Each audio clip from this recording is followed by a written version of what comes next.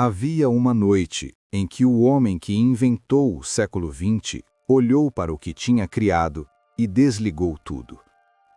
Não por medo de falhar, mas por medo de ter funcionado. Nikola Tesla chegou aos Estados Unidos em 1884 com 4 centavos no bolso, um poema inacabado e uma ideia que, segundo ele mesmo, tinha recebido como visão durante um pôr do sol em Budapeste. A ideia era simples na forma e impossível na escala. Energia sem fio, transmitida pelo próprio planeta, disponível para qualquer ser humano em qualquer ponto da Terra, gratuitamente. O problema não era técnico, era que, se funcionasse, ninguém poderia cobrar por ela. Thomas Edison era um homem de negócios que inventava. Tesla era um inventor que não compreendia negócios. A diferença entre os dois não era de gênio, era de mundo. Edison prometeu $50 mil se Tesla resolvesse um problema de eficiência nos seus geradores de corrente contínua. Tesla resolveu. Edison sorriu e disse que havia sido apenas uma piada americana. Tesla pediu demissão no dia seguinte. Foi a melhor coisa que poderia ter acontecido. Em 1895, Tesla e George Westinghouse ligaram a primeira usina hidrelétrica de grande escala da história humana, nas cataratas do Niágara. A corrente alternada, o sistema que Edison havia ridicularizado publicamente, iluminou Buffalo, Nova York. Era a primeira vez na história que uma cidade inteira recebia energia de uma fonte a quilômetros de distância. A noite virou dia, e Tesla estava apenas começando. Mas iluminar cidades não era o objetivo. Era apenas a prova de que o conceito funcionava. O verdadeiro experimento ainda estava por vir. Tesla escolheu Colorado Springs por uma razão específica. A altitude tornava o ar mais condutor. Ele queria estudar como a energia elétrica se comportava quando transmitida através da Terra e da atmosfera simultaneamente. O laboratório que ergueu era extraordinário. Uma cúpula de madeira no alto de um planalto, com uma torre central que podia ser elevada até mais de 40 metros. No topo, uma esfera de metal. Em volta, equipamentos que ninguém mais no mundo sabia operar. Ele dormia pouco, comia menos ainda. Anotava tudo em cadernos que preenchia com uma caligrafia minúscula e absolutamente regular, como se a desordem do pensamento precisasse ser domesticada pelo grafite. Os registros que sobreviveram mostram que Tesla estava testando a ressonância elétrica da Terra como um todo. A teoria: o planeta funcionaria como um condutor esférico, e se você introduzisse energia na frequência certa, ela poderia ser extraída em qualquer outro ponto da superfície. Moradores de Colorado Springs relataram que lâmpadas desligadas acendiam sozinhas ao se aproximarem da propriedade, que o chão formigava sob os pés, que animais em fazendas próximas se recusavam a se mover em determinadas direções. Tesla anotou que havia conseguido gerar relâmpagos de mais de 40 metros de comprimento, os maiores produzidos artificialmente até então, e que havia medido algo que o deixou imóvel durante vários minutos diante dos instrumentos. Numa noite de julho de 1899, Tesla detectou sinais elétricos que se repetiam em padrão regular. Não eram ruídos aleatórios, não eram interferências de tempestades, eram sequências, 1, 2, 3, que se repetiam com intervalos precisos. Ele escreveu nos seus diários que acreditava ter interceptado transmissões de origem extraterrestre. Marte era a hipótese mais citada nos textos da época, mas havia algo mais perturbador nas anotações que vieram depois. A perturbação não era a possibilidade de que houvesse alguém lá fora respondendo. Era a possibilidade de que o que ele havia ligado pudesse ser detectado por qualquer coisa suficientemente sensível, em qualquer lugar.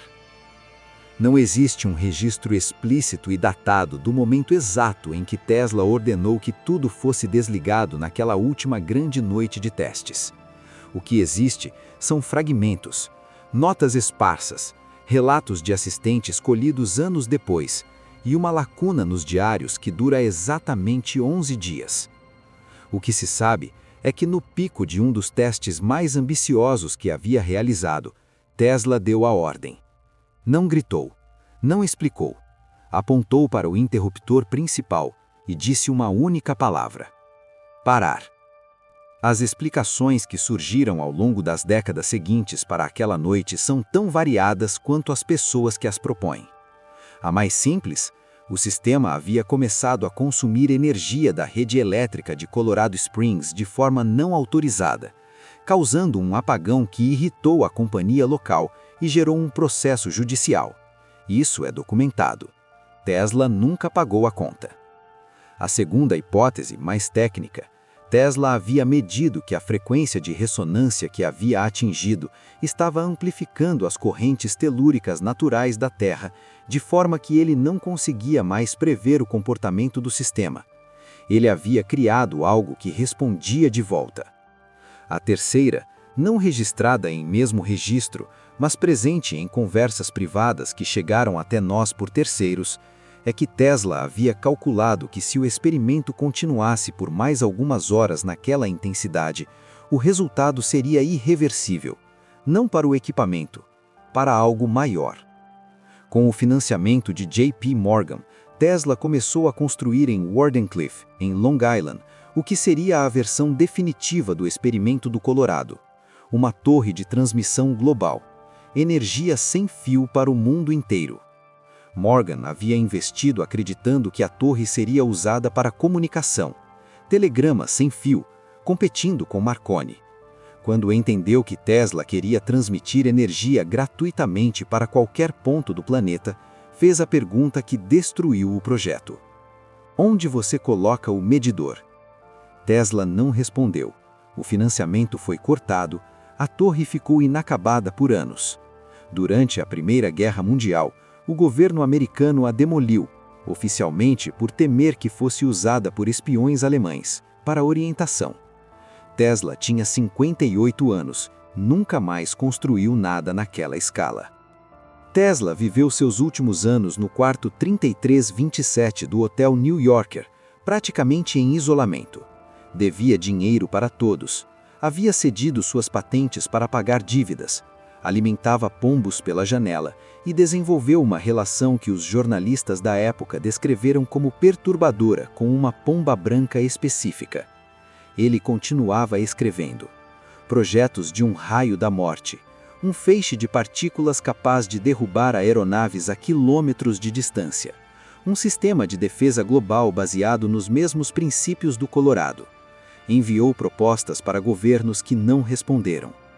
Na manhã de 7 de janeiro de 1943, uma camareira abriu a porta do quarto 3327. Tesla havia morrido durante a noite, aos 86 anos, sozinho. Nas horas seguintes à morte de Tesla, agentes do Escritório de Custódia de Propriedade Estrangeira dos Estados Unidos confiscaram todos os seus pertences, cadernos, diagramas, correspondências e equipamentos. A justificativa oficial era verificar se havia material sensível para a segurança nacional. A maior parte desse material permaneceu classificada por décadas. Alguns documentos foram liberados gradualmente, outros nunca foram. O que os engenheiros que analisaram os papéis disponíveis encontraram foi desconcertante não pelo que estava lá, mas pelo que claramente havia sido removido. Páginas arrancadas, sequências de anotações que começavam e não terminavam, referências a resultados de experimentos sem os experimentos correspondentes. Alguém tinha lido aqueles cadernos antes e havia decidido o que o resto do mundo poderia ver. A questão que permanece não é se Tesla era um gênio. Isso está além de qualquer debate razoável. A questão é o que Tesla viu naquela noite no Colorado que o fez desligar tudo e nunca explicar por quê. Ele passou os 44 anos seguintes trabalhando em variações do mesmo sistema. Nunca o abandonou, mas também nunca mais o ativou naquela escala. Isso não é o comportamento de alguém que falhou. É o comportamento de alguém que entendeu exatamente o que havia feito e escolheu conscientemente não terminar. Há uma linha em seus diários, escrita alguns meses após o Colorado, que os biógrafos raramente citam porque não sabem muito bem o que fazer com ela. Tesla escreveu: "O planeta é sensível, e eu fui indelicado." Nenhuma explicação adicional. A frase seguinte já trata de cálculos de indutância, como se o pensamento fosse grande demais para caber numa anotação, e ele houvesse decidido deliberadamente não expandi-lo. Nikola Tesla morreu sem patentes, sem fortuna e sem o reconhecimento que veio apenas depois. A unidade de medida do campo magnético leva seu nome. O sistema elétrico que alimenta cada tomada do mundo ocidental é o que ele projetou. E em algum lugar, em arquivos que podem ou não estar completos, existem as anotações de 11 dias que faltam.